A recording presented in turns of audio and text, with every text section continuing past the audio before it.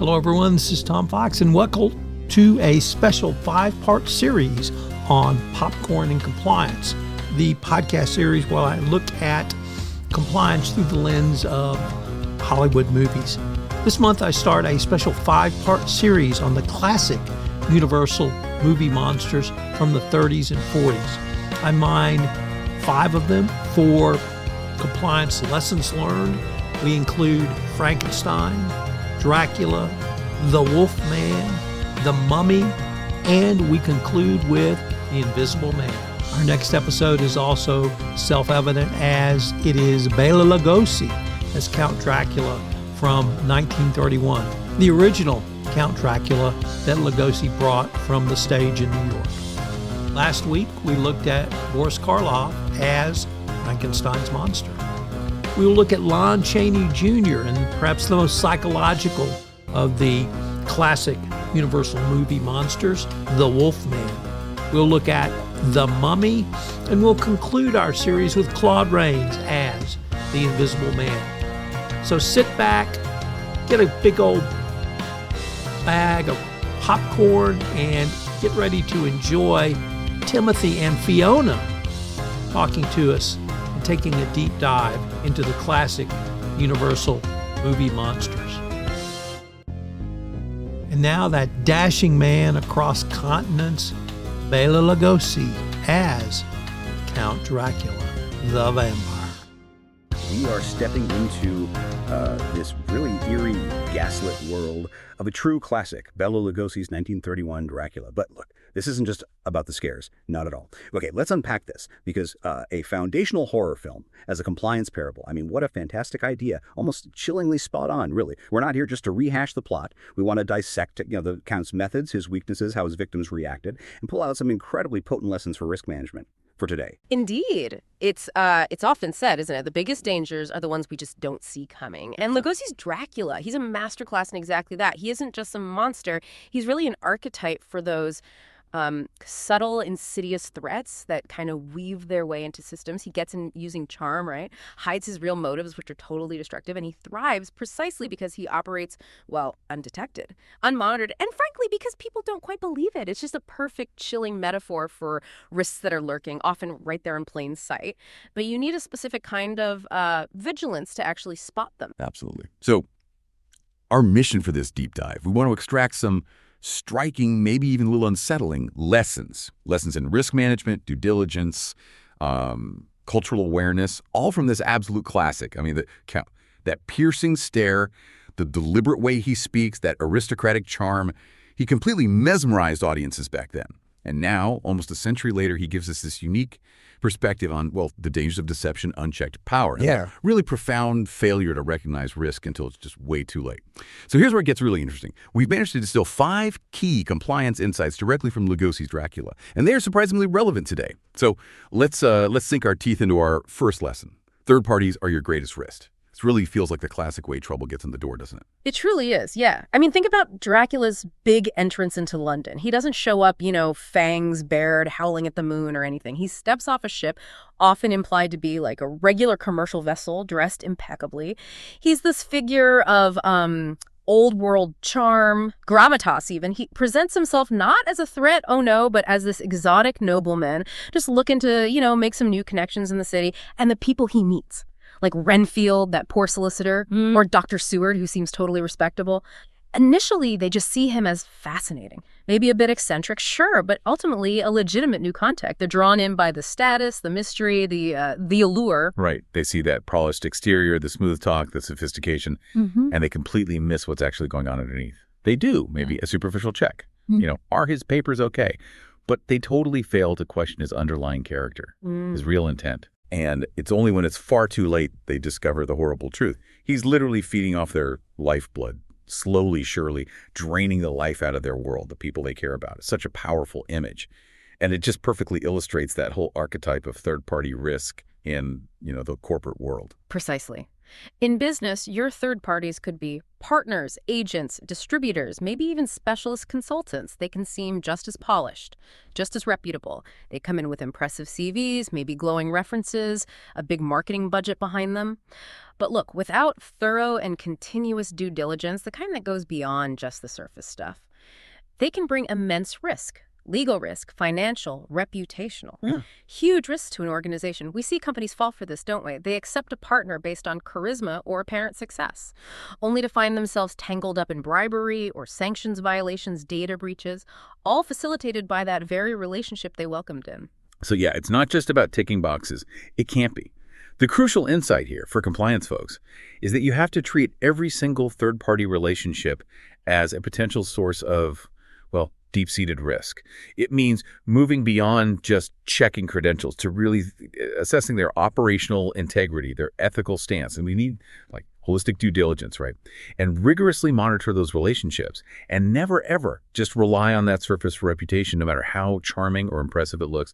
Lugosi's Dracula just screams this warning at us. Yeah. That captivating exterior, that seemingly great opportunity. You can hide the most dangerous intentions. It's about questioning the story you're being told. Yeah, what's really fascinating there is how universal that is. The danger isn't always obvious, is it? It's often wrapped up in what looks like a great opportunity, an attractive package. It's about looking beyond that first impression to the deeper implications, the potential for subtle subversion, not necessarily an overt attack. And that requires a real shift in mindset, doesn't it? From just trusting at face value to cultivating a kind of healthy professional skepticism. That's a really powerful point. Yeah. And okay, if third parties are often the way trouble gets in, Yeah. then it's often through subtle influence, just like Dracula's hypnotic gaze, that the deeper problems really take root. Which brings us neatly to our second insight. Beware the power of influence. Yes. One of Lugosi's most memorable traits, absolutely chilling, is that hypnotic gaze, his ability to, well, bend others to his will. You see it with Renfield, right? He descends into madness, total servitude. You see it with poor Lucy, and maybe most profoundly with Mina, who just finds herself drawn into his power irresistibly. Each one falls victim, but not through brute force. It's subtle, psychological manipulation. Dracula doesn't need to overpower them physically. He controls their minds, their desires, ultimately their actions. The power he has is almost invisible, isn't it? But completely binding. It's so chilling to watch, exactly because it is so insidious. It's not some big dramatic fight scene. It's this gradual, almost willing surrender. And this translates so directly to the compliance world, where influence is, well, it's exerted all the time in corporate cultures. It might come from powerful executives, sure, or maybe from those dominant, unquestioned cultural norms, or even high-performing, really charismatic employees who, maybe without meaning to, set a kind of problematic tone. Now, this isn't always bad. Strong leadership is crucial, but how do you see this playing out in a typical company? Especially when it's not overt pressure, but something much more nuanced. That's the absolute crux of it. When individuals, or maybe even little subcultures within a company, exert undue influence, they can subtly pressure others, bend the rules, look the other way on red flags, maybe accept unethical behavior as just how things done around here. It's not always direct coercion, like threatening to fire someone. It can be that subtle nod of approval for a questionable shortcut, or the unspoken expectation that you'll just keep quiet, or constantly celebrating aggressive results without ever questioning the methods used to get them. Employees might feel huge pressure to conform, to keep the team happy, protect their own career. And that leads them to internalize, even rationalize behaviors they deep down know are wrong. The real danger is that this just becomes the new normal, gradually wearing away at the ethical boundaries. Okay, so this is about more than just having a reporting mechanism. It's about recognizing when influence kind of slips into coercion, even if nobody says it out loud. So what's the concrete takeaway for professionals trying to navigate their own workplace, or for compliance officers trying to protect their organization? Compliance officers really need to be hypervigilant, actively watching for that undue influence in the culture. We talk a lot about tone from the top, and yeah, that matters a lot. But just as critical is the tone in the middle, and on the ground level too. It means creating a culture where people feel genuinely empowered to resist pressure, to speak up about concerns, and to recognize when influence becomes manipulative. This isn't just about having a whistleblower hotline, though that helps. It's about fostering Psychological safety, training people to spot those subtle red flags, and making sure that anyone who does raise a concern is unequivocally supported, not, pushed aside. It's fundamentally about protecting the ethical compass of every single person in the organization. That makes total sense. It's about empowering everyone at all levels to trust their gut and speak truth to that subtle power. Okay, moving on. Our third lesson. Risk hides in the shadows. This is like the very essence of horror, isn't it? The unknown, what you can't see. Absolutely, yeah. So much of the horror in Dracula comes not from what you actually see, but from what's lurking just out of sight, in the deep shadows, at night. He moves mostly by night, doesn't he? Largely unseen. He exploits darkness, secrecy to hide what he's doing. His victims, they often wake up feeling drained, confused, knowing something happened, but they can't pinpoint when or how. By the time they figure out the truth, the damage is done. The lifeblood's already been taken. His real power lies in that invisibility, his silent, nocturnal work. And wow, does that resonate with how misconduct often works in companies? Mm-hmm. Corruption, fraud, abuse. They rarely happen out in the open with clear records. They usually happen out of sight, right? Through things like falsified invoices, maybe shell companies, deliberately complex financial setups, hidden payments. Exactly. By the time regulators or auditors show up, maybe years down the line, the harm's often already done. The lifeblood's drained, the damage to reputation, finances. Catastrophic. It's like finding the bite marks only after the infection has really taken hold. Precisely. And this highlights a really fundamental challenge for us. Are we just reacting to problems after they surface? Or are we actively hunting for them in those dark corners where they actually start? If we connect this to the bigger picture, it raises a key question. What systemic weaknesses allow these kinds of shadow activities to even thrive within a company? Okay, so how do we, as compliance professionals, shine that powerful, unblinking light into those corners? What's the compliance pro's essential toolkit? Not just for reacting, but for proactively seeking out these hidden threats. Well, the modern compliance toolkit has to increasingly include things like continuous monitoring and advanced data analytics. These are our metaphorical sunlight and garlic, right? Our tools for actively shining light into those shadows. We're talking proactive detection here, moving way beyond just the annual audit. Think real-time alerts that flag unusual transactions. Maybe AI-driven monitoring of communications looking for weird patterns, granular transactional reviews that can actually uncover those subtle pathways of fraud. The goal is to catch misconduct or at least detect the really strong red flags before it metastasizes, before it really takes hold and causes irreversible damage. It's about shifting from being reactive, always playing catch-up, to being proactive, predictive even, essentially putting floodlights on potential risk areas 204/7. That's such a crucial shift, from waiting for the monster to show up to actively seeking out its hiding places before it even makes a move. Which brings us very nicely to lesson 4. Cultural blindness increases vulnerability. This one has such a vivid, almost painfully clear parallel in the film. It absolutely does. Just think back to those really vivid early warnings Jonathan Harker gets from the locals in Transylvania. They're terrified, aren't they? They beg him, don't go to Dracula's castle. They offer him charms, crucifixes for protection. These are clear risk signals. Okay, maybe culturally specific, but clear nonetheless. Yet Harker, the quintessential man of Western science, logic, he just dismisses them, calls it mere superstition, quaint folklore, nothing more. He ignores the wisdom that's embedded in their local culture because he thinks his own rational framework is superior. So he confidently marches right into the danger zone, completely blind to the very real threat, because it just doesn't fit his preconceived ideas about how the world works. Oh, it's so easy to overlook things, isn't it? Or dismiss them, even ridicule them, when they don't fit our own ideas or our own dominant culture. This is just a classic case of ignoring critical cultural risk signals. And the consequences can be devastating. In multinational companies, we see compliance failures happen so often when headquarters just dismisses local knowledge, local customs, local warnings, treating it as, oh, that's just how things are done there, or maybe thinking it's unsophisticated. They fail to appreciate the nuanced insights that only the local teams can really provide. Precisely. And by failing to respect, understand, and actually integrate those insights from the people closest to the ground level risks, organizations just make themselves incredibly vulnerable, unwittingly. They're basically walking into their own metaphorical Dracula's castle despite all the clear, culturally specific warnings from the villagers who actually understand the local landscape intimately. This isn't just about language barriers either. It's about a failure of empathy, really, a failure of strategic imagination. It's this belief that our way is the only valid way to assess risk. So the compliance takeaway here is absolutely critical, isn't it? Yeah. Listen to local voices and truly hear them. Local compliance officers, local employees, partners on the ground. They often see and understand risks first. And they get the local context in a way that some distant headquarters never ever could.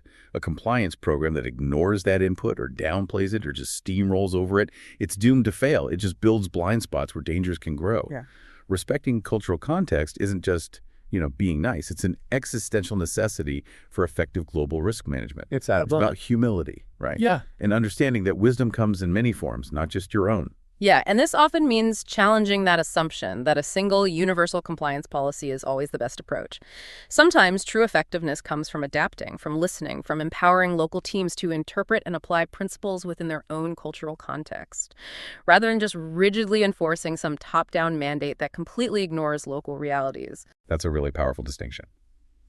Okay, and finally, our fifth lesson, perhaps the most insidious one. Complacency enables catastrophe. This feels like the ultimate overarching warning from Dracula, maybe. It absolutely is, yeah. Yeah. One of the key reasons Dracula thrives for so long in London, despite his obviously supernatural actions, is that nobody truly believes such evil could exist among them. Right. Van Helsing, the expert, the one who's seen things, he recognizes the threat almost right away. But the others, doctors, professors, even the police, they mock him. They rationalize the strange events. Oh, it's just medical ailments or psychological breakdowns. There's this profound denial, complacency. They believe their modern, enlightened world is somehow immune to these primitive superstitions. And this collective denial, this inaction, it just gives Dracula the perfect space to flourish. It lets him operate totally unimpeded, draining the life from his victims, one by one, until the truth just becomes impossible to ignore anymore. Oh, that is so true to life. Not just in horror movies, but in corporate reality too. In corporate compliance, complacency is just as dangerous and often way more subtle. When companies operate thinking, oh, it can't happen here, we're too big or too reputable or too advanced, they just let their guard down. When managers dismiss those early warning signs, maybe a weird irregularity, a minor policy breach, a whispered concern when they dismiss them as just anomalies, or worse, as someone overreacting, they're effectively enabling misconduct to spread, this normalcy bias, this comfortable belief that things will just keep going as they always have. Yeah. It's truly the enemy of effective compliance. Precisely. This sort of comfortable denial lets small issues fester, grow into systemic problems. It creates this fertile ground where corruption can take root and just spread, which raises, I think, an important question. How do you actively foster a culture of vigilance when, let's face it, human nature often leans towards comfort, towards dismissing the uncomfortable, towards believing in an illusion of safety? Right. And what is the answer? What's the practical, actionable takeaway for compliance pros grappling with this very human tendency towards complacency? Compliance professionals have to actively champion, a culture of relentless vigilance. This means risk assessments need to be genuinely ongoing, dynamic processes, not just some static check-the-box exercise you do grudgingly once a year. Investigations, no matter how minor the initial complaint might seem, they have to be taken seriously, done thoroughly, without prejudice, and perhaps most critically, whistleblower reports must never, ever be ignored or minimized. The moment an organization starts believing it's immune, the moment it rests on its laurels, that very belief in its own invulnerability, that's the open door for catastrophe. It's about maintaining a healthy, informed skepticism and a proactive mindset. Always. Okay, so what does this all mean for you listening right now as you navigate your own professional landscapes? Whether you're a seasoned compliance officer or just someone trying to understand organizational risk a bit better. It's clear that Bela Lugosi's Dracula, it's remembered for its elegance, its terror. But for us today, it offers something maybe more profound, a chilling reminder that risk often comes disguised as opportunity, that subtle influence can corrupt from within, that real danger thrives in the shadows of ignorance, that the cultural insights truly matter, and that complacency is perhaps the most lethal threat of all. Exactly. Just like Van Helsing armed himself, didn't he? With crucifixes, garlic, the purifying light of the sun, compliance professionals have to arm their organizations too, with a robust, multi-layered defense.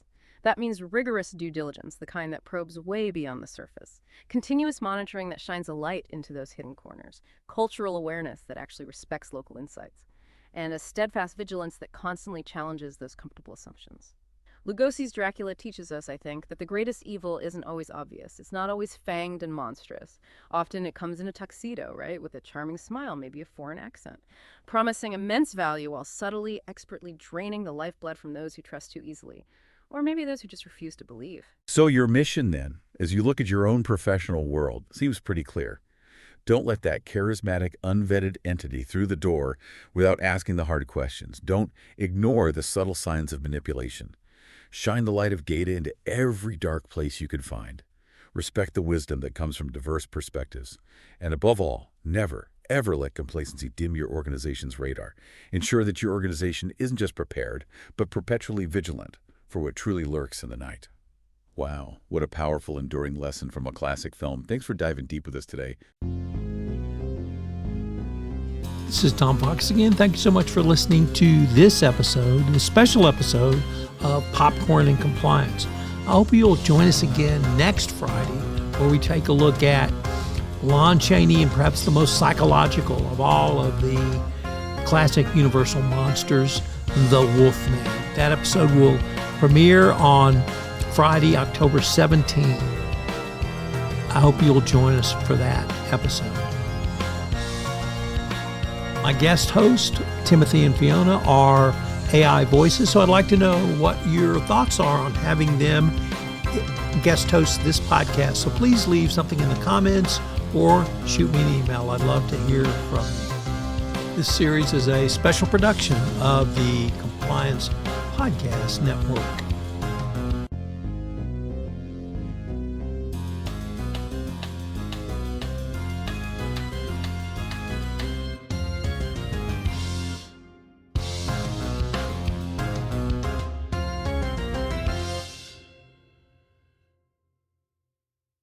This podcast is a part of the C-Suite Radio Network. For more top business podcasts, visit c-suiteradio.com.